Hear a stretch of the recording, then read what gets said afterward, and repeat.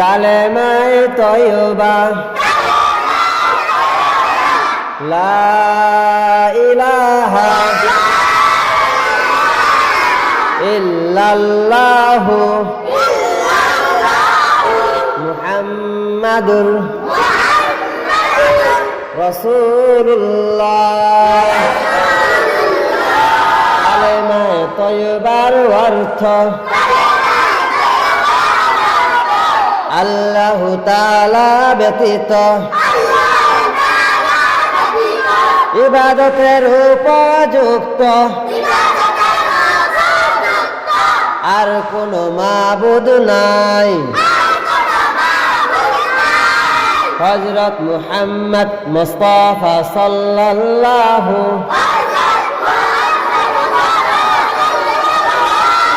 আলাইহি ওয়াসাল্লাম